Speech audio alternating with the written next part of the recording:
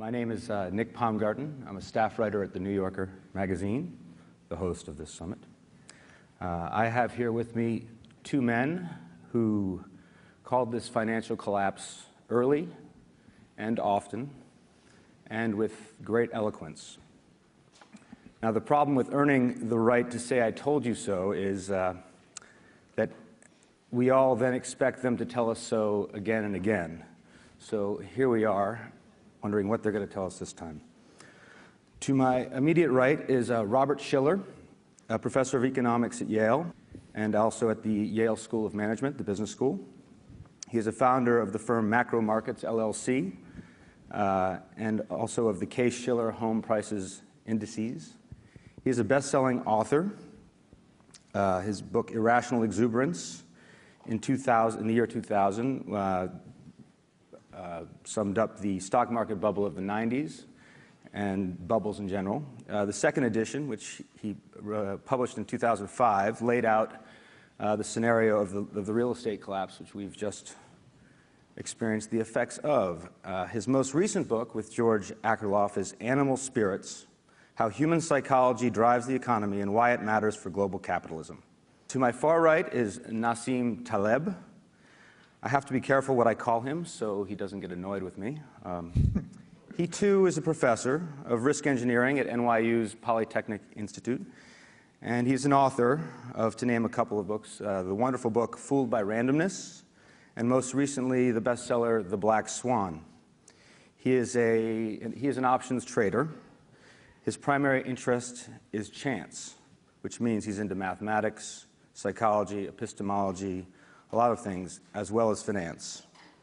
But maybe he's best described as a provocateur, as he declares at the top of his messy website, and don't suggest that he tidy it up. My major hobby is teasing people who take themselves and the quality of their knowledge too seriously.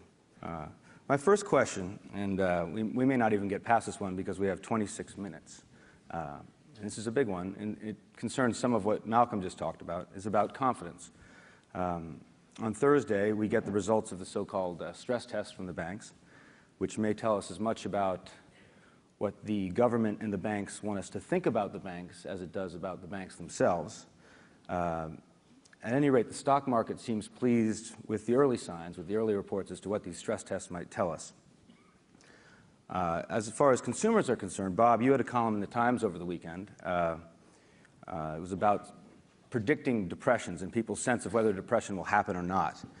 He noted that people aren't as afraid of a depression as they have been in past recessions, even though the fundamentals this time may be worse.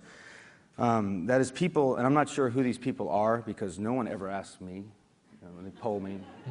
I haven't been asked, but people seem to be more confident than we would expect them to be. Now, I'm sure confidence isn't the most sort of technical measurement in the world when it comes to economics, but nonetheless, it's something that you and others have talked about. So I guess my question to start this out is, might we be overconfident? And if so, why? Okay, well, that ties in with Malcolm Gladwell's talk, which I really liked. And I think that, well, of course, it's also a theme of my new book, Animal Spirits. Right.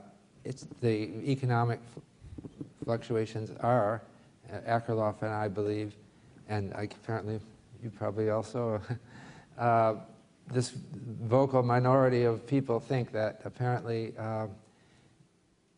variations in confidence drive the economy. And I'm an academic. I live in a world where nobody believes that, and I suffered the feeling of ostracism or something that comes about. But you don't let it affect your confidence. Well, it certainly affects my confidence. But I think maybe Nassim and I are both curmudgeons or cynics at heart. I'm a much milder cynic than Nassim is. but underlying it, there's this smoldering cynicism about the conventional wisdom, which has bothered me for my whole life. Right. And I guess other people are less bothered by it. But in academia, we've developed first of all, I want to be clear that I'm not criticizing the whole economics profession, but those guys who call themselves macroeconomists have developed, and finance theorists have developed this notion of the economy that is just unreal. It has no variations of confidence in it, no humanity in it. Yeah, it's all about information processing and stochastic innovations and everyone optimizing. And I was pushed out of our macro program actually at Yale. It's the feeling that it's the conventional wisdom is so strong. I shouldn't say I was pushed out. I was put into another course called Behavioral Economics, and that's an optional course. It's not in the core. Right. And then there are these core exams that everyone studies, and I'm not on that. Right. And so I had an interesting experience. As I say, I interpreted that I was fired by Tim Geithner for my views, but I really don't know that happened. I was on the academic advisory panel for the New York Fed for 14 years. And then we got a new president, Tim Geithner, in 2004. And then I went to one meeting, and I talked about bubbles. I was probably the only one, and my concern about the bubble. And then a few days later, I get this polite phone call from a young lady who said, Secretary Geithner is rotating the panel, and he wants to bring in new blood, and you're no longer needed. So was that because, I'll tell you, I felt very uncomfortable. You know what it is about talking about bubbles and confidence? It's flaky. That's exactly the word. Do you know what that means in academia? It means like, here's some guy who trails off, and he's not basing it on scientific methods. Right. The reason we had so much trouble predicting this is that we got too scientific, and everything had to be based on data. Or not scientific enough. Well, it's a question of what is scientific.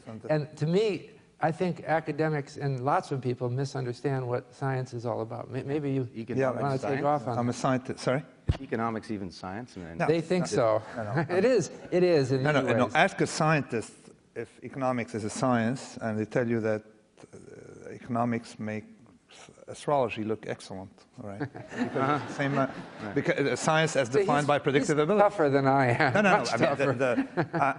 am. I like hard science, and physics has done very well predicting phenomena to the 10th decimal precision.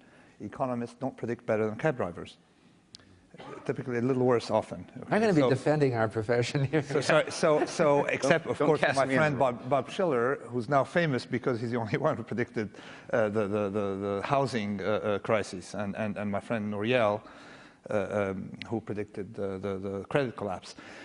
But you have a severe problem with economics, that we built a society that unfortunately has to depend on incompetent people. Okay, that they are incompetent. We don't have to make the point that they're incompetent. Collectively incompetent, they are. Okay, they're pretty much like medicine in the 19th century. Going to a doctor increases your chance of death. Okay, right.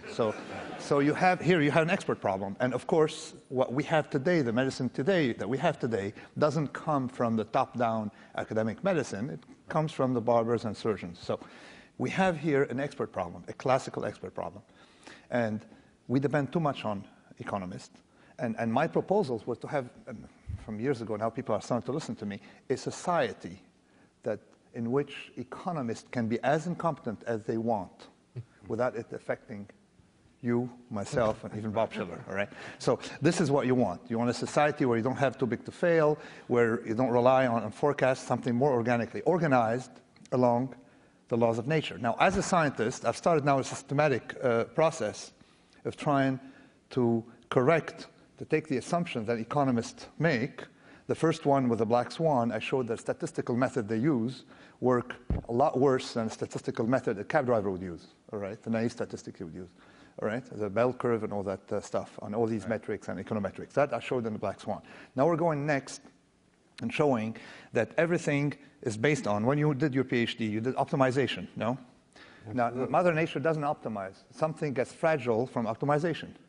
So they have all these dogmas that one country should specialize in wine, the other one should specialize in cloth, and so on. It doesn't work that way because Mother Nature likes things to be redundant and likes diversity and likes, even within an organism, a huge amount of diversity. It's the exact opposite. The biologist knows the Edelman and Galli result that shows that maximum redundancy is a lot better. Look, you have 2 lungs. I'm sure you do. Even at New Yorker, you have 2 lungs, no? Yeah. 2 kidneys and stuff. So you have a lot of redundancy. Have 2 kidneys. An economist would remove one of your lungs. If you had to design a human, they would design a human who wouldn't survive because they've removed one of your lungs. They say, well, it's too heavy and so on. It's not efficient. Right. All right? One of your kidneys, right. Most of your spare parts, okay? Yeah. Things that you have only in one, I hope they would keep, okay? but they, like your brain and other organs. 2 of everything, yeah. but you're well, not so you'd have, yeah. So so the whole paradigm is messed up empirically and theoretically. So let's not call economics a science, please. All right. And then you call me too big to fail. It's not that bad. If you got a point, it's not that bad. Economist. I once served on the NSF panel for economics, and we evaluated all the proposals that were coming in, research proposals. And I was in a bad mood. I was feeling like you. But when I read all the panel proposals, I thought, there are a lot of interesting things going on. So, in the profession, and you have I'm in between you two, right? I'm in the middle road here. Yeah, but you have a criticism that's valid. They do go off track in academia and in other departments, but there's something solid going on too. Bob, you said something to me in 2004. We were in Barcelona, like now. All right, you were sitting to my left, and you said, I agree with the person to your left. I agree with Nassim. Nassim, you have to understand, there's got to be a middle way, all right? And my reaction to you, I told you, I'm not saying crazy things. The world is crazy. It delivered extreme events. Mm-hmm. That was 2004. Do you still think the same? Think extreme. Well, the world has been delivering, okay, over the past 2,000 years, extreme events. So you made some very important... So having an extreme point of view is not incompatible with the texture of the world. So you have to make sure, okay, crazy things happen. You've got to be immune to crazy things, all right? So removing economists from the planet would improve the planet, okay? So it's not a crazy proposal. The world is crazy. Look what they drove us into, and how many people, I mean, look at Greenspan, Bernanke, all these methods they use, linear regression, okay, don't work. So it's not that my point is extreme. The world is extreme, and this is outrageous. In 100 years, people blame me, like now already people are blaming me for being too soft on economists. But I don't think, I mean, are we saying that economists are the only problem here? I mean, in a way... No, it's both Malcolm Gladwell with his Outliers book and you with your Black Swan book have made a very important point that the so-called normal distribution is an academic conceit. It's not very reliable. We tend to get outlier big events. And unfortunately, it's not easy to be scientific about them. For example, the big event we're going through right now, we haven't seen anything like it since the Great Depression, and that's so long ago that not many of us remember that. Right. And so what academics want to do by instinct is to process data where I have 1,000 observations. But if all 1,000 observations exclude that outlier, they're making a mistake. And I've really wondered why academics continue to ignore this outlier problem. But that's not just the academics. That's regular people think that. And the same, it's because they're trying to pull the wool over our eyes. In a sense, I'll tell you about academics. I'm writing a dissertation. I'm a young graduate student. I've got to get on with this. There's this outlier problem. I'm not going to think about that. They keep postponing it because they don't know what to do about it in terms of this framework. The problem is it kind of drives us back to a kind of judgment-oriented approach instead of a statistical approach, and they're not going to do that. But isn't that human nature and not just academic nature? You're right. It's not just... I'm a professor, and I live in an environment. No, humans are better than academics. They are. No, in dealing with outliers. But there's one problem. It's not, I mean, let's not misinterpret things. It's not like economists use a bell curve and there's an alternative. My point is that, and you can show it scientifically or mathematically, rigorously, that there are small probabilities, rare events, cannot lend themselves to mathematical modeling. Simple. Because you have an infinite possibilities, infinite family of models that can fit the same set of observation and the same theory. So so you have a degrees of freedom smelling out of proportion. So my proposal was just not to rely to build something robust to outliers. Very simple. It's not complicated. cab drivers understand it. When I was a pit trader, I was a trader. I was an option trader in Chicago. Everybody understood it. People, particularly people who were formerly cab drivers and probably in between, because they're going to go bust and go back to cab driving. They understood that there's some risks you don't want to take. Only people who went to the University of Chicago started taking these risks. Right. You see. So they go to, oh no, we can model it and so on. But normal people don't make the sets of mistakes people don't make unless they have a formula. Too pessimistic, though. We have a civilization that's built up by experts, and it works pretty well. Right. And this crisis is not so bad. And so, you know, this is a wrong generalization. This is a wrong generalization. Saying that we have experts in a dentist as an expert implies automatically that someone can claim expertise in macroeconomic data. This is a extremely dangerous generalization that you're making. Right?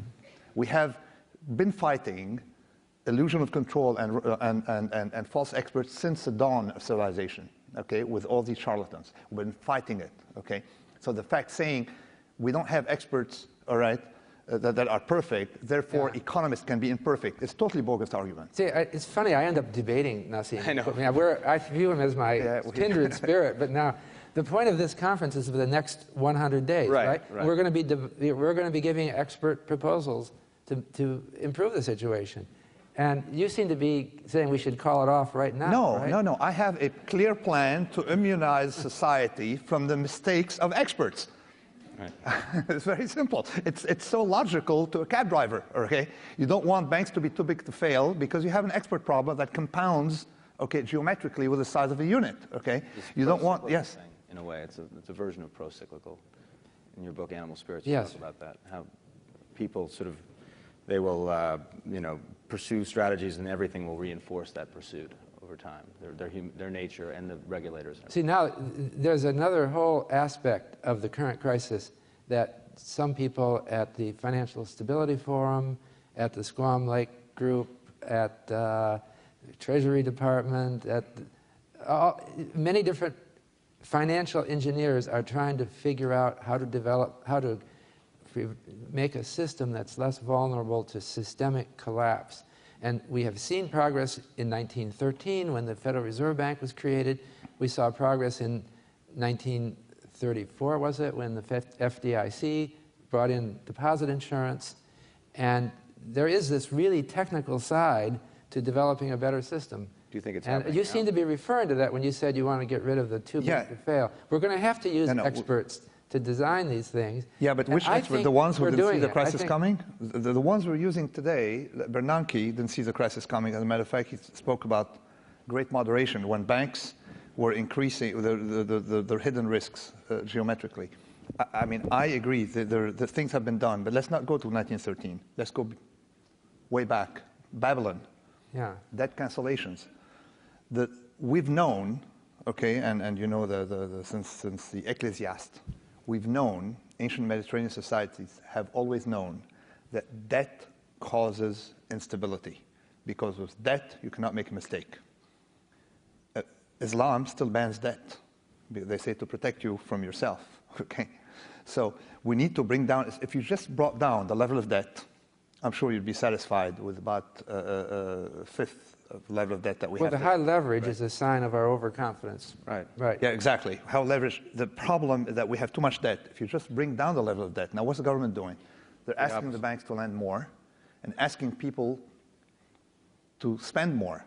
And they're borrowing money. Sorry? And they're borrowing money to prop up so, the over-leveraged institution. Yeah. So this is, I mean, a Babylonian would have understood it, right? They went through that and came to that conclusion, right? So we still have primitive things. Or read Cicero, okay? Cicero did not want governments to be in debt. Debt creates instability. It creates wars. It creates invasions. So why are we doing this again? Do the people in Washington realize this and still do otherwise, or are they not aware of this? It's because they're incrementally moving at this point. So for the next 100 days, we have to think of big changes as you propose. I had a similar, in my book, Subprime Solution, I was talking about a more flexible debt. I called it, in the term of mortgages, I called it continuous workout mortgages. I don't know if this is what you have in mind. This is all financial engineering. This is devising a new system. Yeah. Right. And I think that it's going to, so the next 100 days, it's actually going to take the next 5 or 10 years. Right. We have to respond to this crisis with new institutions. And you're right that some consideration of what form debt takes or what form financial contracts take might be a fundamental way to change the system. To me, I see it as a no-brainer. It's so obvious that nobody's, of course, because they have PhDs in economics, so they can't see it because it's too obvious. You just convert debt to equity, all right? In 2000, we had that equity bubble. We came out of it almost harmless, unharmed, okay? It was harmless, okay? Look what happened when you have a debt bubble. So converting debt to equity, even on people's homes, it's a no-brainer. It's very easy to do so. And I'm sure it will restart the economy on a solid basis. Right. We won't have that fake growth we had before. Right. We'll have fewer. It won't make investment banks rich, which is, maybe not many people will be bothered with that. And there's proposals being talked that are analogous to that. This is the proposal for regulatory convertible debt that automatically converts from debt to equity for corporations or banks upon a regulatory event. Right. So, I mean, this may actually happen. There is talk in motion now. If they do that, then we have a healthier, okay, my point is that the system's going to break. It still has not. They don't see what's coming, okay? Right. It's like if you have this huge snowball hitting us, okay, and nobody's noticing it. It's going to get a lot worse. Well, that was my question. Do people notice it? Do people in Washington know this, and are they taking steps to do the things you're talking about, real structural financial things, while on the, in public saying things just to promote confidence, just to keep us happy long enough for them to tinker with the works behind the scenes to really fix things? Because I don't know whether we can really tolerate the kinds of things we'd have to go to fix it abruptly right now. I mean, maybe we should, but politically it's hard for politicians to do because people don't like to take pain. It's a big thing. Look at the culture we've built. And number one, if you go to business school, they teach you that debt and equity, are interchangeable, and debt is good if you have the edge and so on. How you can increase your return by having debt. I mean, you learn all these bogus things in business school, and so they probably still think that debt is okay. Debt was okay probably in 1980. That is no longer possible today. Let me tell you, even the levels we had in 1980 are no longer tolerable today, and let me tell you why. How did you have a run on a bank in 1980? You went and waited in line, okay? A run on a bank took probably weeks. Today, how do you have a run on a bank? Are many of you familiar with this instrument? That's how Iceland was bankrupted, by people pulling their money electronically. So you can have these fads that he's an expert at. They used to take place over a long period of time, now are almost instant. Now, particularly with Twitter, all right? So it's almost instant. So you can no longer you have the variables that we've seen today, the variations we see today. Look, over the past few years, the price of oil from $25 to $150, probably to $5. I don't know what's going next. You see these variations we never experienced in history, never. So we have to be a lot more careful going forward because we have globalization, the internet, and operational efficiency. That creates a lot of variations that cannot accommodate debt. So we have to bring down the level of debt in a lot more drastic way. I don't think they're understanding it. That's the first problem they have. The second point is that their instinct is to go for more regulation. You forget that regulators are the ones who were partly responsible for us getting here by allowing banks to use value at risk or methods to measure the risks of rare events. That's what overconfident. Sorry? Aren't the stress tests based on the bank's own risk models? Is that true? It was a variation of it. It's totally incompetent. That was without the regulator, you wouldn't have had that. And the regulators also allowed that AAA nonsense. So I think the instinct to go for more regulation is what they're following now. Different regulation. I think better, yeah. Better regulation. I don't know what better regulation means. You're a top-down economist. I'm a bottom-up sort of libertarian. So we have, but we I think that what we have, our capitalist system is like a sports game. We invent rules that we operate by, and we have referees. And football, baseball, soccer, any of those, they have referees. And that's what regulators are. And we find that sometimes there's a thing called dangerous play, where somebody's getting hurt. And so we say, okay, we'll just change the rule so that that kind of thing doesn't come up so often. And the players want the regulators, because you don't want to play if things are going on that will injure you or make it impossible to have a good game. And that's where I would have a different emphasis, that we have, over the centuries, developed a regulatory system that many people scoff at, but I think it makes our system work well. And we just have to, this is just another crisis, another opportunity to improve it. Do you think we're availing ourselves of the opportunity? I guess. For more regulators, the ones who did Basel II, who caused the banks to take the risk. The problem is that the regulators mess up. Yeah, they tend to compound the. But I want to give a kind word for regulators. I think they're not dumb. The regulators. They're not any dumber than anyone else. No. Hold on. I tend to think that they're. For someone, I don't know if you know I hope there's no regulator here. Oh, actually, I hope there's a regulator here. Typically, I've met a lot of regulators. Aren't you out as an option trader, and they're people you can go around them so easily. Typically, someone I don't know if do you know many intelligent people who decide to become regulators? Come on. I've been doing. I've been in the business of issuing securities, and I've had to go to the SEC, and I've met regulators, and I hate to say it, I mean. You were impressed? I'm impressed. They seem like, I think that, I talked to someone whose son joined the SEC, and I asked him, why is he doing that? Because he could make more money on Wall Street. And he said, well, my son has kind of an idealistic streak in him, and he doesn't want to be a salesman. He doesn't want to be out there promoting something he doesn't believe in, and that's what you have to do. He just likes it better at the end. I think that's true. I don't think these people... let's hear one cheer for regulators. That's true, but I was about to say, won't that streak of idealism be beaten out of them at the SEC? I don't. At the SEC they have so many rules, and in our dealing with them, it's always fitting into one of their categories of rules, and you can't do that because of Rule 147A, and it sounds like nonsense. But I do think that it attracts people who want. The SEC is a strength in this country because it is trying to get the markets working right, and there's so many people who would take advantage of you, and try to conceal facts and delude you. And the SEC is one institution that, if we didn't have it, our financial system wouldn't work so well. Let me deliver a note a little bit. I think I love Nassim's books. I haven't seen anything that convinces me that the situation is better today than it was before you guys started calling this a crisis. Okay. Right. I haven't seen anything convincing. I think that they don't understand nonlinearities. They don't understand that that if you keep having 600,000 unemployed people in the U.S. and in China and in France, that at some point it may cause a snowball effect to accelerate. They don't seem to realize that monetary policy is not linear. In other words, you pump money, you get nothing. You pump money, you get nothing. You pump money, you get nothing. Like Malcolm's tipping point, the story of the ketchup bottle. You pour ketchup, nothing's coming out, and then suddenly the whole table full of ketchup. Okay, there you may have hyperinflation. All right. So now the trade-off where I'm heading because of the system, we're either going to get massive deflation or hyperinflation. I see absolutely no possibility of anything in the middle. Because a small little error in policy, okay, can compound one way or another.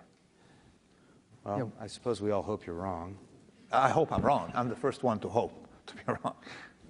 Some of us may believe that you're We are going through a very experimental time right now. And just as Roosevelt did, now it's not Obama, it's more Bernanke who's being the great experimenter. And he's doing things whose outcomes are yet unknown, but I think they're well-intentioned. Well-intentioned. Yeah, just like his idea of calling what we had, all this risk taken by banks, all right, calling it, oh, we don't have risk in the system, it's a great moderation. That was well-intentioned as well. We need to be protected. He didn't predict this crisis at all. Yeah. No, it's not. He didn't predict it. He condoned that hidden risk-taking by bank when people like me were barking. All right, this is impossible. This is too much risk. The methods don't work. Okay, they're taking risks, and he was part of the people who condoned it. I want him out of there. Someone who crashed a plane, you don't give him a new plane, and that's what you're doing. You want us to do. We have to stop. sorry. Right. I end up debating him. I It's know. not. We're on the same side. It's like pro wrestling. It's all fake. Back there, they get along famously. Anyway, I'm afraid we're done. You know, we could talk about this for 30 days, but we only had 30 minutes. So thank you very much for coming. Thanks.